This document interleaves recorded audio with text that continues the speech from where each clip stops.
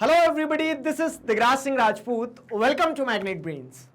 इस वीडियो में हम क्या पढ़ने वाले हैं? इस वीडियो में हम पढ़ेंगे was the emergency necessary question mark. अब देखिए, पिछले वीडियो में मैंने आपको बता दिया there are multiple controversies regarding emergency. आज भी कंट्रोवर्सीज है कि वो सही थी या गलत थी।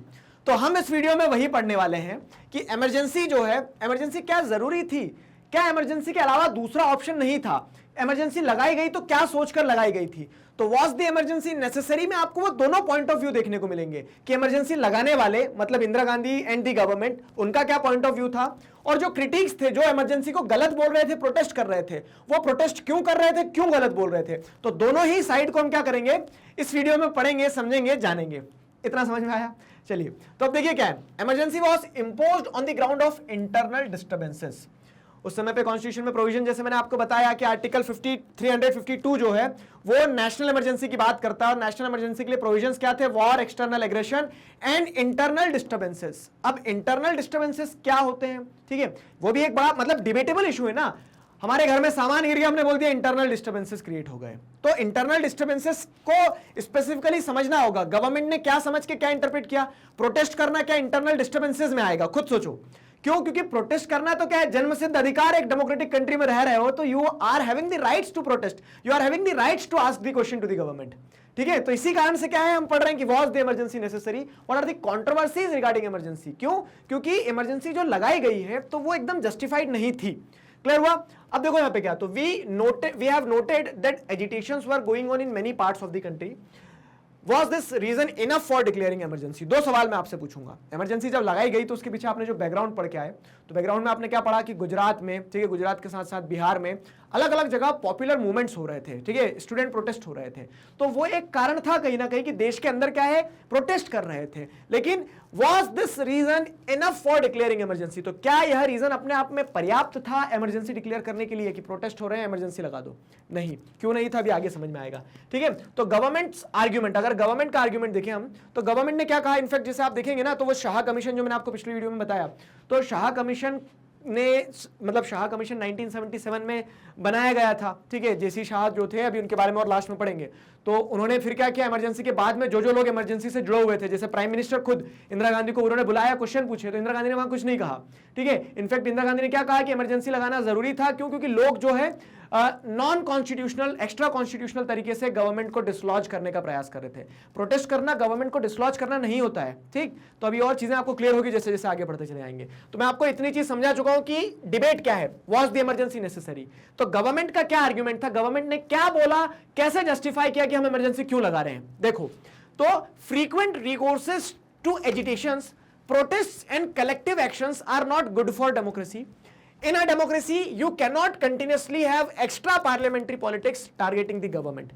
ये स्टेटमेंट समझ में आया? सरकार क्या कह रही है कि डेमोक्रेसी में आप बार बार एजिटेशन, प्रोटेस्ट, कलेक्टिव एक्शंस जो है वो नहीं कर सकते हो, वो डेमोक्रेसी के लिए सही नहीं है।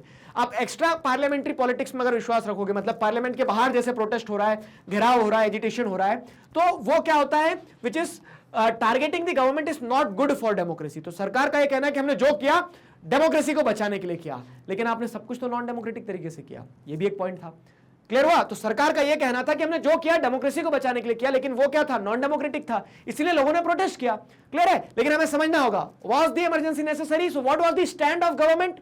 गवर्नमेंट का ये स्टैंड था, this leads to instability and distracts the administration from its routine task of ensuring development. All energies are diverted to maintenance of law and order. सरकार ने सीधा सा अपना पॉइंट रख दिया इमरजेंसी लगाने के पक्ष में। सरकार ने अपना आर्गुमेंट क्या दे दिया कि ये जो सारी चीजें हो रही है ना, मतलब लोग प्रोटेस्ट कर रहे हैं, लोग एक्स्ट्रा पार्लियामेंट्री पॉलिटिक्स में विश्वास रख रहे हैं, लोग एजिटेशंस को, कलेक्टिव एक्शंस को बढ़ावा दे रहे हैं, तो ये सही नहीं है। ठीक है, this leads to instability and distracts the administration.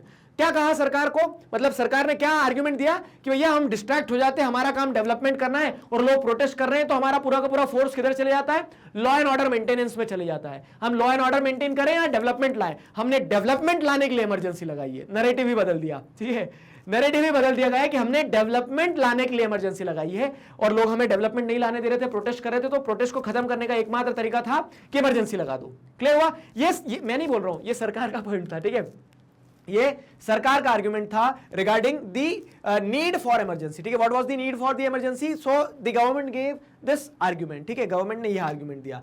अब देखो क्या गवर्नमेंट ने आर्गुमेंट दे दिया, इनफैक्ट जो मैं आपको बता रहा हूं शाह कमीशन की बात कर रहे हैं हम, जो लास्ट में और पढ़ेंगे, तो सर इंदिरा गांधी ने भी कहा कि मुझे काम नहीं करने दे रहे थे लोग और मुझे काम नहीं करने, मुझे काम करना था, तो काम करने के लिए मैंने क्या कर दिया, इमरजेंसी लगा दी। क्लियर हुआ?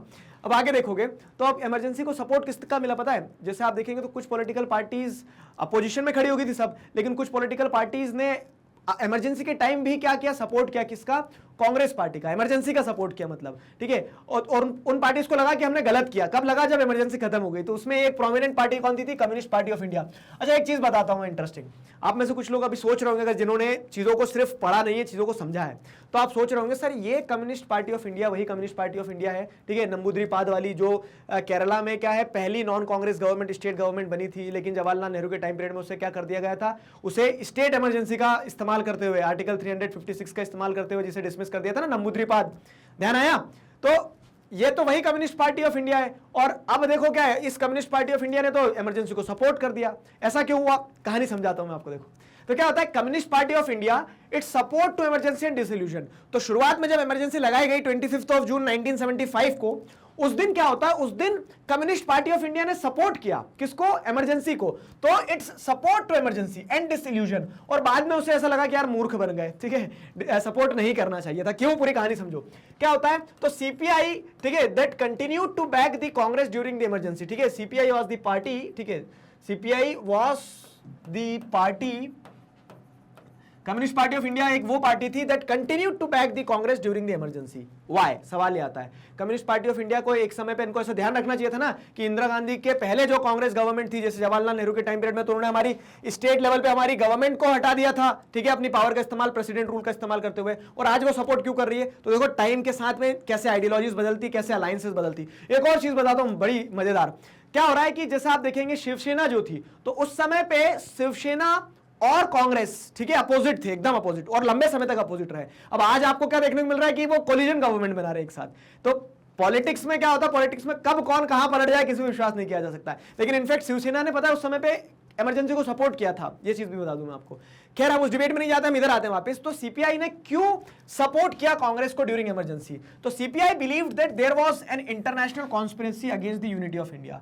सीपीआई को अलग ही नैरेटिव में फंसा दिया गया। क्या कम्युनिस्ट पार्टी ऑफ इंडिया को ऐसा लगता था कि इंटरनेशनल कॉन्स्पिरेसी चल रही है, ठीक है, लोग जो प्रोटेस्ट करवा रहे हैं, तो ये प्रोटेस्ट किसके, जैसे अब क्या हो रहा है उसमें प्रोटेस्ट में आप देखो ना, तो प्रोटेस्ट में कौन कौन सी पार्टीज थी, तो कांग्रेस ओ थी, स्वतंत्र पार्टी थी, कहीं ना कहीं उसके बाद में जैसे देखेंगे तो स्वतंत्र पार्टी के अलावा कौन सी, श्यामा प्रसाद मुखर्जी वाली पार्टी, क्या नाम था, नाम ही ध्यान नहीं आ रहा है, ठीक है, तो वो पार्टी थी। ये सभी पार्टीज का थोड़ा सा टिल्टेशन किस तरफ देखने को मिलेगा आपको, ठीक है, सी राजा गोपालाचारी वगैरह जो थे ना, इन पार्टीज का टिल्टेशन आपको किस तरफ देखने को मिलेगा, कैपिटलिज्म के तरफ, ठीक है। और जब ये सारी पार्टीज क्या कर रही थी, अपोज कर रही थी ना कांग्रेस को, तो कम्युनिस्ट पार्टी ऑफ इंडिया को ऐसा लगा कि यार ये इंटरनेशनल कॉन्स्पिरेसी है जिसमें कांग्रेस को हटा के ये कैपिटलिस्ट मतलब कैपिटलिज्म को सपोर्ट करने वाली पार्टीज पावर में आना चाह रही। तो कम्युनिस्ट पार्टी ऑफ इंडिया को ऐसा लगा कि नहीं नहीं, देश में सब कुछ सही नहीं, हमें कांग्रेस की जरूरत, मतलब कांग्रेस की मदद करना चाहिए इस समय पे। ये कहानी हो गई। It believed that in such circumstances some resistance on agitations were justified. तो कम्युनिस्ट पार्टी ऑफ इंडिया को ऐसा लगा कि अगर कांग्रेस को इस पे सपोर्ट दे देते हैं यहाँ पे कि हाँ इमरजेंसी लगा दो तो सही है, इतना रेजिस्टेंस हो रहा है कांग्रेस के अगेंस्ट में, ठीक है, मतलब कांग्रेस के टाइम पीरियड में जब लोग इतना प्रोटेस्ट कर रहे तो कुछ अगर रिस्ट्रिक्शंस लगा दिया जाए, ठीक है, किस चीज पे, एजिटेशंस पे अगर कुछ रिस्ट्रिक्शंस लगा दिया जाए तो वो जस्टिफाइड है।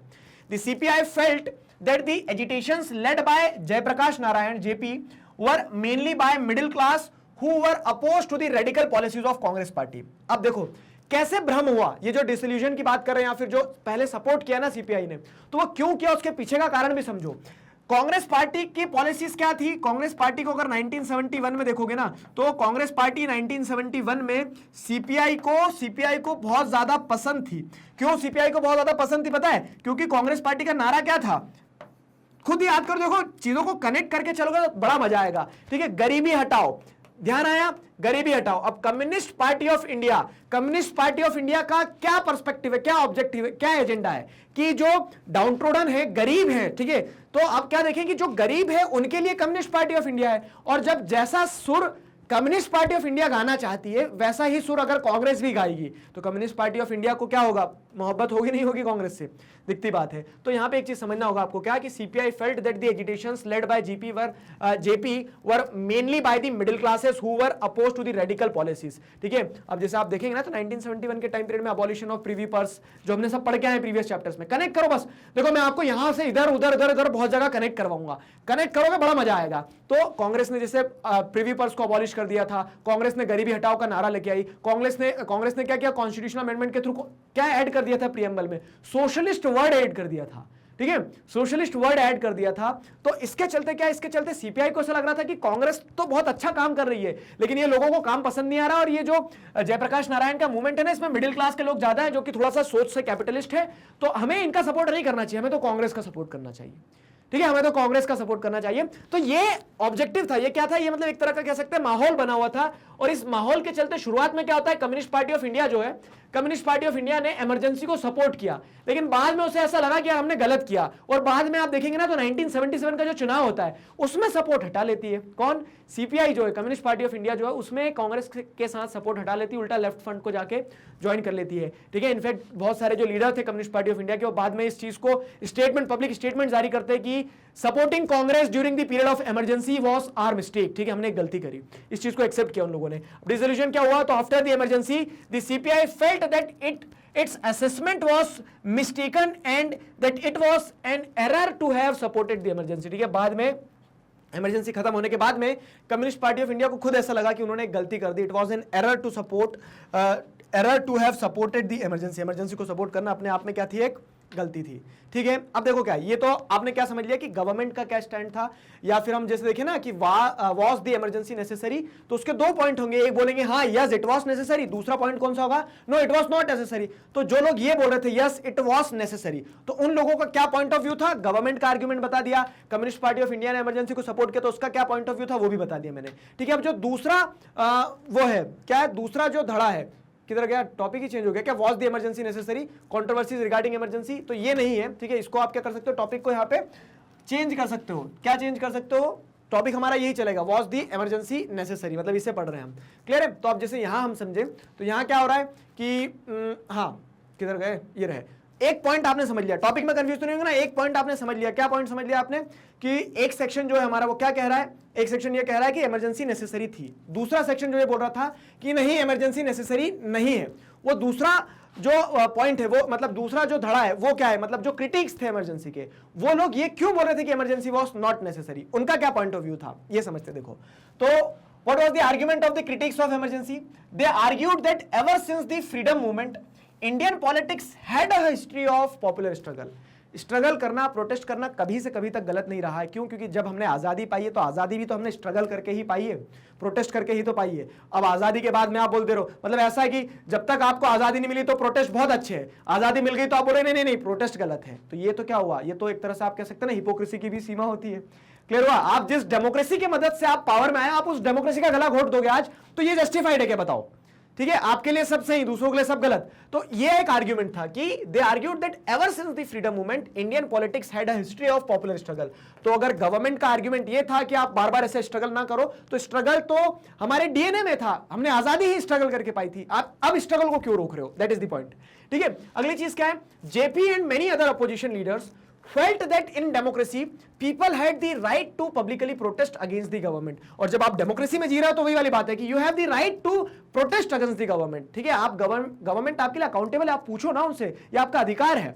क्लियर हुआ, the Bihar and Gujarat agitations were mostly peaceful and non violent. और जयप्रकाश नारायण ने, जैसे मैंने आपको पिछले वीडियोस में बताया कि स्टार्टिंग में कंडीशन ये रखी थी कि मैं आ जाऊंगा, मूवमेंट ज्वाइन कर लूंगा आप लोगों के साथ, लेकिन मेरी एक ही शर्त है, क्या कि मूवमेंट अगर मैं ज्वाइन करूंगा तो वो मूवमेंट पीसफुल होना चाहिए, नॉन वायलेंट होना चाहिए। और जयप्रकाश नारायण का यहाँ पे वही पॉइंट निकला, बिहार और गुजरात मूवमेंट जो एजिटेशन हुए, तो बताओ कहां पे मारपीट हुई, इंटरनल डिस्टर्बेंसेस में। आपको अगर ऐसा लग रहा है कि लोग रोड पे बैठ के शांति से धरना दे रहे हैं तो वो इंटरनल डिस्टर्बेंसेस है, तो ये किस तरह का डिस्टर्बेंस है, हम तो पीसफुली काम कर रहे हैं ना, हमने कभी भी कुछ ऐसा नहीं किया जो लॉ एंड ऑर्डर के अगेंस्ट में चले जाए। ये पॉइंट था क्रिटिक्स का, और आपने इसके अगेंस्ट में इमरजेंसी लगा दी, ये तो गलत है। क्लियर हुआ, फिर क्या है, those who were arrested were never tried for any anti national activity. जिन्हें अरेस्ट किया गया उनके ऊपर देशद्रोह का आरोप लगाया गया, तो जो क्रिटिक्स थे इमरजेंसी के वो यही बोल रहे थे कि हमें आपने अरेस्ट कर लिया देशद्रोह का आरोप लगा कि हमने ऐसा क्या गलत कर दिया, क्या एंटी नेशनल किया, हमने बम बना दिए, बम फोड़ दिए, बताओ क्या किया? कुछ नहीं किया, सिर्फ हम प्रोटेस्ट कर रहे थे, वो भी पीसफुली, उसके बिहाफ पे आपने हमें उठा के जेल में डाल दिया। ठीक है, तो ये एक आर्ग्यूमेंट था।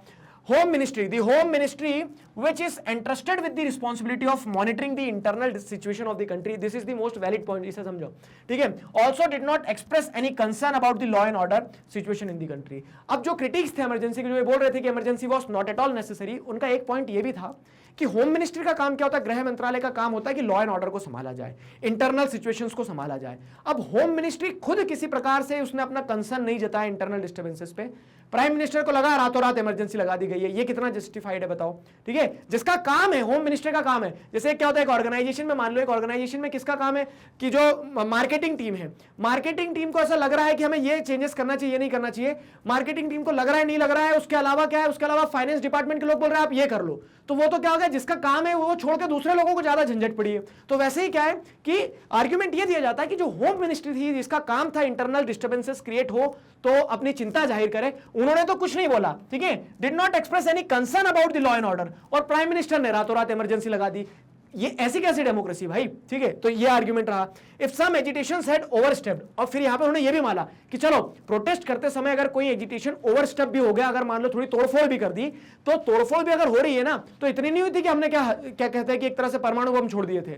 ठीक है, तो if some agitations had overstepped their limits, the government had enough routine powers to deal with it. ठीक है, गवर्नमेंट के पास में सफिशिएंट रूटीन पावर होता है कि गवर्नमेंट उससे डील कर सके। ठीक है, गवर्नमेंट उससे डील कर सके। तो यहां पे इन्होंने समझा है कि इमरजेंसी लगाने की जरूरत नहीं थी, आपके पास इतना असला बारूद है, इतनी आर्मी, इतने फोर्सेस थे कि आप छोटे मोटे एजिटेशंस को कंट्रोल कर सकते थे। There was not at all a need to impose emergency. फिर आर्ग्यूमेंट यही दिया कि इमरजेंसी जो लगाई गई है ना, वो कोई नेशनल इंटरेस्ट के लिए, यूनिटी ऑफ कंट्री के लिए नहीं लगाई गई है। इमरजेंसी कुल मिला के पॉलिटिकल लीडर्स ने, एग्जीक्यूटिव्स ने अपनी कुर्सी बचाने के लिए, क्योंकि पूरी सिचुएशन देश में ऐसी थी कि अगर उस समय इलेक्शन होता तो वो बिल्कुल 100% हार जाते, तो उन्होंने अपनी पोजीशन को बचाने के लिए इमरजेंसी लगाई। तो what do the critics of emergency से? ठीक है, giving all these argument, they had a point to say that there was no need to suspend democratic functioning and use draconian measures like emergency for that। उन्होंने कहा कि emergency का इस्तेमाल करना ही नहीं था, जो भी सिचुएशन बिगड़ रही थी उन्हें कंट्रोल किया जा सकता। The threat was not to the unity and integrity, unity integrity को कुछ नहीं होना था। ठीक है, कंट्री जैसी थी वैसी रहती, but to the ruling party and the prime minister herself. ठीक है, तो जो इमरजेंसी लगाया गया वो इस डर से नहीं लगाया गया कि कंट्री कह सकते हैं विभाजित हो जाएगी या फिर कंट्री में किसी प्रकार का भूचाल आ जाएगा। जो इमरजेंसी लगाने के पीछे का ऑब्जेक्टिव था, ठीक है, according to the critics of emergency, critics of emergency जो थे, जो अपोजिशन पार्टीज थी, उनका यह मानना था कि इमरजेंसी लगाई गई है, it was to save the interest of ruling party and prime minister herself। ठीक है, Indira Gandhi misused a constitutional provision meant for saving the country to save her personal power।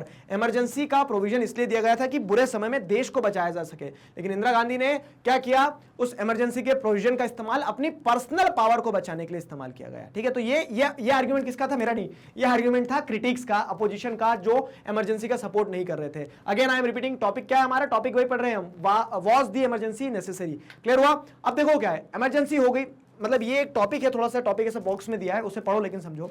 Emergency लगाई गई, क्यों लगाई गई, कैसे लगाई गई, उसके रिगार्डिंग जो कंट्रोवर्सीज है, तो हम पढ़ रहे हैं कि वाज द इमरजेंसी नेसेसरी। अब इमरजेंसी नेसेसरी है या नहीं, मैंने क्या बताया कि जब चीजें हो जाती है उसके बाद हमें खुल के पता चलता है। तो 1977 में कांग्रेस गवर्नमेंट चली गई, जनता गवर्नमेंट आती है। जनता गवर्नमेंट जब आती है ना, तो वो शाह कमीशन को अपॉइंट करती है। ठीक है, शाह कमीशन ऑफ इंक्वायरी को अपॉइंट किया जाता है 1977 में।